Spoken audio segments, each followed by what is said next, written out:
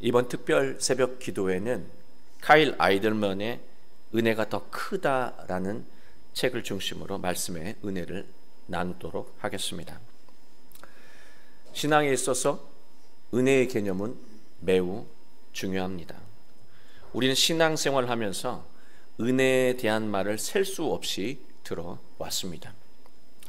눈물을 흘리며 하나님의 은혜를 말하는 사람들도 있고, 하나님의 은혜를 농담에 섞어서 장난스럽게 말하는 사람들도 있습니다. 이처럼 은혜는 신앙인들에게 익숙한 것이고, 익숙해진 만큼 은혜에 대해 둔감해진 것도 사실입니다. 은혜에 둔감해지면 은혜가 우리에게 임해도 은혜의 능력을 경험할 수 없고, 은혜가 임해도 은혜를 느끼지 못하는 일들이 일어날 수 있다는 것입니다.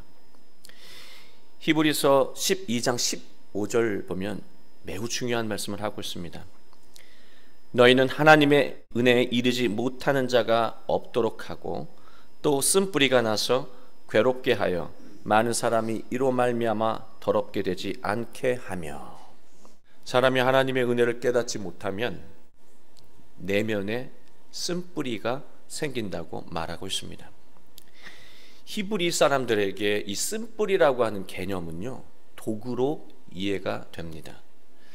우리의 내면에 독 한 방울이 떨어지면 마음은 악독해지고 삶은 병들게 된다는 거예요. 우리가 하나님의 은혜를 감지하지 못하면 삶을 풍성하게 만들어 온 것들이 어느 순간 삶을 병들게 하는 독으로 바뀐다는 것입니다. 하나님의 은혜를 모르면 소중한 하루하루의 삶이 지겨워집니다. 하나님의 은혜를 잊으면 사랑하는 가족들이 삶을 무겁게 하는 애물단지로 바뀝니다. 하나님의 은혜를 느끼지 못하면 직장과 일터는 나를 괴롭히는 고통의 장소로 변화되고 맙니다. 무엇보다 하나님의 은혜에 둔감해지면 죄의 늪에 빠져 허덕이며 불행한 인생을 살게 된다는 것입니다. 카일 아이들먼은 자신이 복음을 전할 때요, 비신앙인들에게 나타나는 공통된 반응을 소개하고 있습니다. 그가 복음을 전할 때 늘 로마서 3장 23절 말씀을 읽어주는데, 모든 사람이 죄를 범하였음에 하나님의 영광에 이르지 못하더니. 사람은 모두 하나님 앞에서 죄인이란 말을 먼저 비신앙인들에게 전한다는 거예요.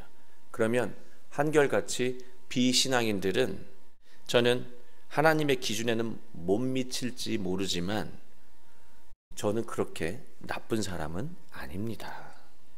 저도 예전에 이런 경험을 했던 적이 있습니다. 세례 교육을 할 때였는데요, 제가 우리는 하나님 앞에 다 죄인입니다 라고 말했어요. 그랬더니 그분이 저는 죄인이 될 만큼 죄를 짓지는 않았습니다 라고 대답했던 기억이 있습니다. 신앙인들도 대부분 자신을 죄인이라고 여기지 않는다는 것입니다. 자신은 예수 그리스도의 보혈로 정결한 사람이 됐다고 여기기 때문입니다.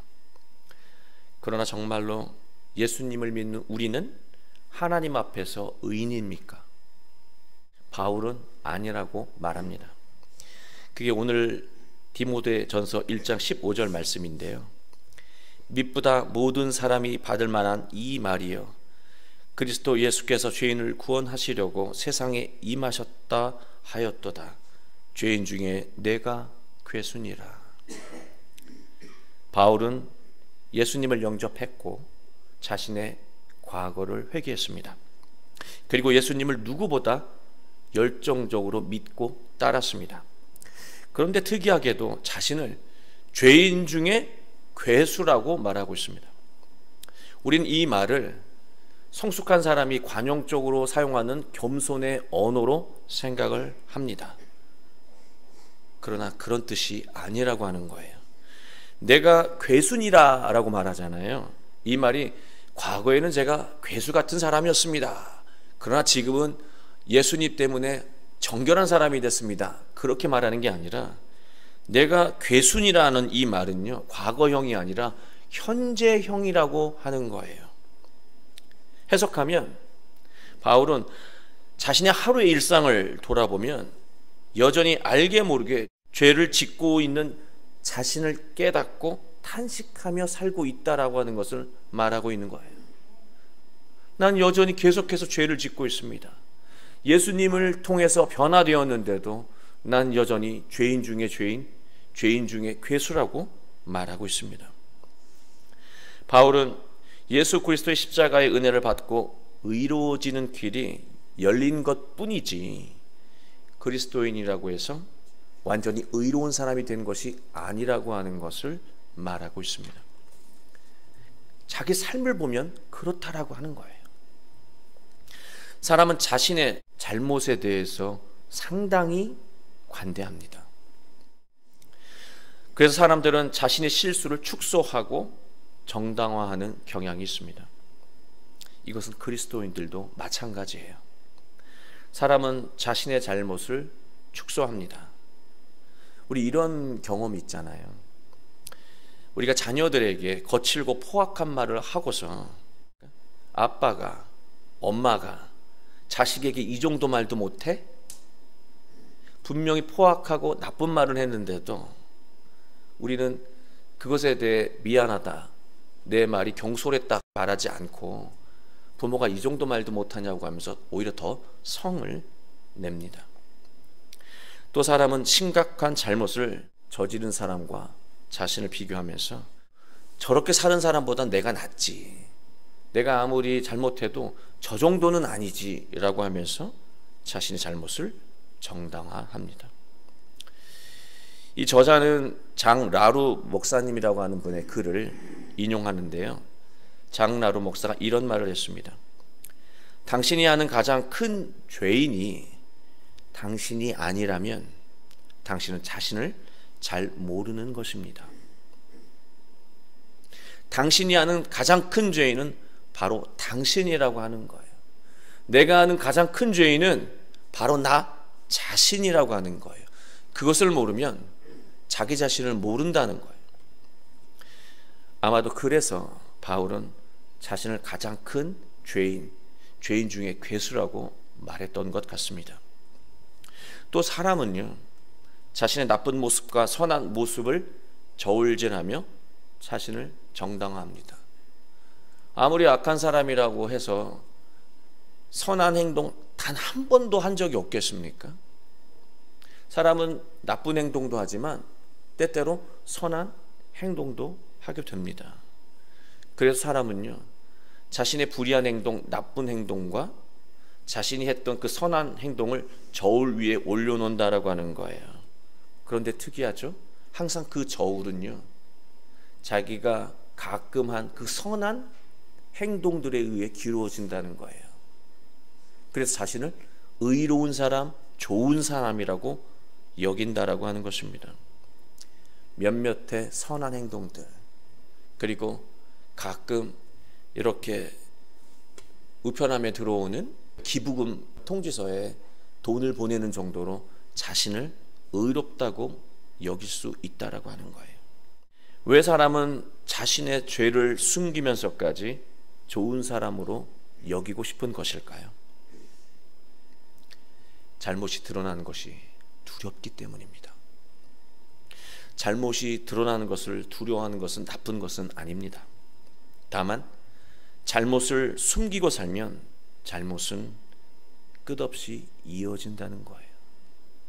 죽는 순간까지 반복된다는 것입니다. 죄를 숨기려는 사람의 본성이 바로 쓴뿌리이고 하나님과 멀어지게 만든다는 거예요. 우리는 죄의 쓴뿌리를 뽑아내야 합니다. 뽑아내는 길은 단 하나뿐입니다. 하나님 앞에서 자신의 죄를 고백하고 용서와 은혜를 구하는 것입니다. 하나님은 모든 것을 용서하시고 은혜를 베푸시며 새로운 삶을 열어주신다는 거예요. 사랑하는 교회 여러분, 하나님은 아들을 십자가에 죽이시면서까지 우리의 죄를 용서하셨습니다. 하나님의 은혜는 우리가 지은 어떤 큰 죄라도 덮을 수 있을 만큼 크다는 사실을 우리는 기억해야 합니다. 우리는 지금 하나님의 은혜를 구해야 합니다.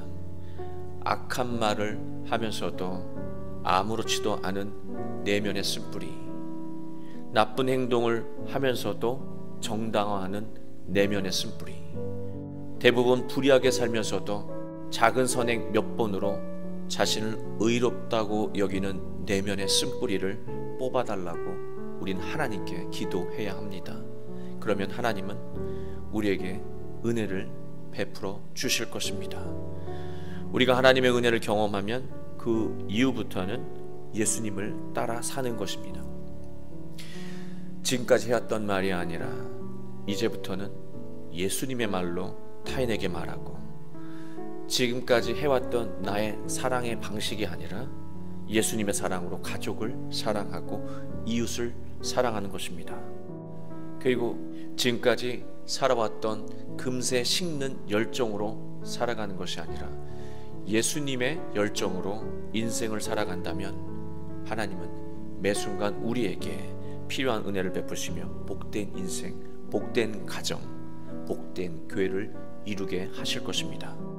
우리 모두 예수님 앞에서 자신을 성찰하며 작은 잘못 하나까지도 하나님께 고백하고 은혜를 구하며 감동적인 인생, 감동적인 가정, 감동적인 교회를 이루어 가시길 주 예수 그리스도의 이름으로 축원합니다.